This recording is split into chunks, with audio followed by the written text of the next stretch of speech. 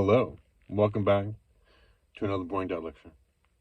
I'm Sean Helgerson. Check it out. I have been spending a lot of time listening to Florence Scovel Shinn books lately. And I know I started this series on spiritual economics.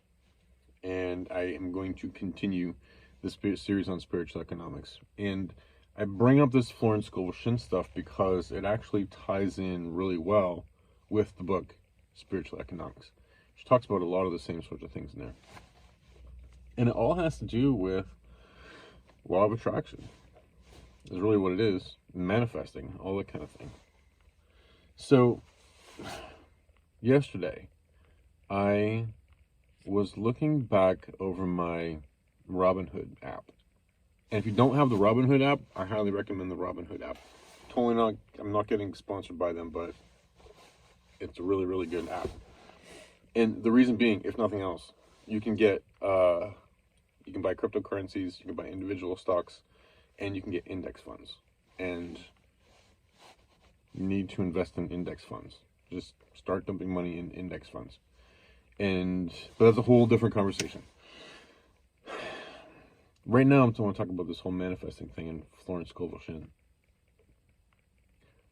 One of the things that Florence Scovel Shinn talks about in her book, The Game of Life and How to Play It, is there's a Bible quote where she's quoting, the God of Israel, who says, "I have weapons you know not of." And I think that comes from the story of Elisha, somebody correct me if I'm wrong, where the prophet was in the city, and the city was under siege, and the prophet's disciple was really worried, and came to the prophet and said, "What are we going to do? The city's under siege. Things are going really, really poorly. Why aren't you praying to God and asking for some relief for us?" And the prophet went to his disciple and touched his hat or said a prayer or did something, I forget exactly what it was, but revealed to him all the heavenly hosts, as it were. And what that kind of means, what was revealed, what this person saw was just a host of angels that were also surrounding the city. And that's the story that whole thing reminds me of, is that even when you're in your darkest hour, there are forces, I don't want to say angels per se, but maybe in a symbolic kind of way, or maybe it is, karma, maybe it's things that you've done in the past that you forgot about, maybe it is, favors that you've done that are about to be paid forward, like you don't know what is going on, you don't have all the information up here in your conscious mind. And that's what that phrase means. I have weapons that you know not of. And going back to the Robinhood app, I keep looking at that date of May 7th. Because on May 7th, in my Robinhood app, there was $11,900 and some odd dollars. And when I look back over my calendar, that was around the same time that I started having vehicle problems with my last car. And I was having some other financial challenges too. But interestingly, the last week or so of April, I had been just binge listening to Florence Scovel Shinn. I'd listened to that book, The Game of Life and How to Play It, just on loop, back to back to back. And I was writing down affirmations, and I was doing the prayers, and I was doing the meditations, and I was doing all that kind of stuff. And I remember getting little subtle hints, like that still small voice that was saying, "You should check that Robinhood app. You should check that Robinhood app." But I just always blew it off, And part of me thinks like, oh man, I totally should have looked at that. But then part of me thinks, I'm glad I looked at it now. Like, I'm glad that, I've had that time, and I'm glad that I had that little lesson to kind of come along and teach me and wake me up to some sorts of things. Because it made it like a little bit more of a painful lesson, which sometime in life is what you need. You need a little bit of a painful lesson, to drive something home. And the lesson that I'm getting from all this, and this is something I tried to express to Kelly yesterday, and I don't think I expressed it well, but it's this. The most important thing that you can do in life, whether you're concerned about economics, or you're concerned about relationships, or you're concerned about politics, or you're concerned about where you're going to eat, or what you're going to wear, or any of that kind of thing, the single most important thing that you can do is just stay in the moment. And in whatever moment it is that you're in, focus on your heart. And focus on having and being in gratitude. And that's it.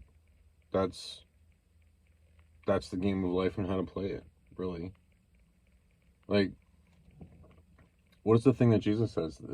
He was talking to, I don't know, the Israelites. I guess they're not the Israelites, but just like the folks around. And he says, don't worry about what you're going to eat or what you're going to wear, where you're going to drink. Don't worry about those sorts of things. He said, who among you by worrying can add a single day to his life? No, nobody. You're not going to add anything to your life. You're going to ruin your life if you worry too much, right? And then Jesus also said, if you look at the flowers of the field, the lilies of the field that are, here today and gone tomorrow, they're clothed in this radiant beauty. How much more is, your Father in heaven going to care for you? And that's interesting. Because the big lesson then is that it's never about the money. It's never about the relationship. It's never about any of the things. Like if you've been in a relationship for a while, you probably know that if you get in a fight with your partner about the toothpaste cap, right? The fight isn't really about the toothpaste cap. The fight is about how they manage themselves, how they carry themselves in the world, or, some disagreement that you had previously, or, some slight that you felt that was never really voiced properly. And life can be kind of like that, where, when you're facing a problem, it's easy to look out at the world and think, well, my problem right now is money. Well, my problem right now is food, or my problem right now is shelter, or my problem right now is clothing, or my problem right now is transportation. And the thing is that all of those problems, the common denominator is that they are all outside of you, or they appear to be outside of you.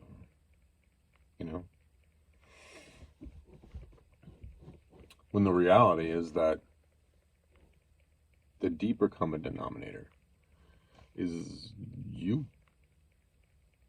and what you're expecting and what you're thinking and what that little subtext is that's running inside of you all the time. And that ends up being the most important thing. So I said that the most important thing is to be in the moment and have that attitude of gratitude and attitude of thanksgiving and all those other sorts of things, right? But along with that, and what's implied by that, is that you're also going to be, in those moments, loving yourself and not berating yourself, and not saying bad things about yourself, and not saying bad things about other people, right?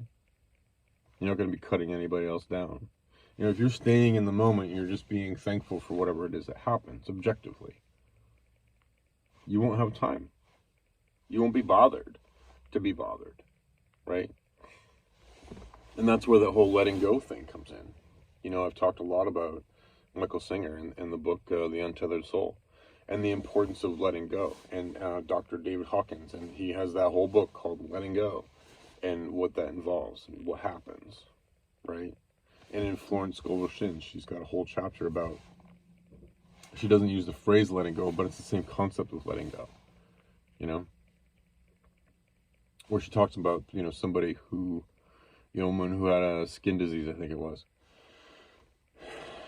And she, I mean, the skin disease came because she was, you know, harboring all this like anger towards other people, and like constantly dwelling on how all these other people had offended her and wronged her and all these other sorts of things. And she was hanging on to this anger and unforgiveness instead of just letting it go. And I think that here's one of the things that struck me recently. In fact, I think it might have just this morning or today, is how, in a weird way, we all need to act more like dogs. I know, be more like a dog. And I'm not saying go sniff each other's butts, although, you know, if that's what you're into, then whatever. But what I am saying is that I think that there's wisdom in just living in the moment, living for the now, living in the here, you know, and giving yourself over fully to the joy that you feel or the sorrow that you feel, you know, and just like letting that be and let it process and let it flow through you, you know, instead of like hanging on to it or denying it or saving it for later, all those other sorts of things, or associating it with externalities in your life. Anyway, I feel like this has all been like a little bit disjointed, but I don't really know. I'm gonna go with it anyway. But I think here's the takeaway, is I can't say anything new. There's nothing new for me to say. There's nothing new and profound for me to say. All I can say is the same thing that the enlightened masters have said for millennia. And that is, in all things, give thanks. And that godliness with contentment is great gain. And that which is the Tao cannot be named. And if it can be named, then it's not the Tao. And you are part of the Tao. Right? So stay in your space of thankfulness, you know? Realize that whatever it is that's happening around you is being interpreted by your mind. And that maybe your interpretation's right, maybe your interpretation's wrong. You know? And because of that, you can probably just let it go. And it'll be fine. And in a weird way, the more you let things go, the more things tend to get better. Anyway, it's my deep thought for today. Hoping it didn't get too disjointed, although I think it might have been. Anyway, whatever. I'm gonna let it stand. It is what it is. Love you much. Hope you're doing well. Hope you're finding peace and prosperity in your life, and that you are living with integrity, and that you are showing mercy and being thankful in all the ways that you possibly can, and that you are, above all, being kind to yourself first, and then kind to your neighbor too. Love you much. See me soon.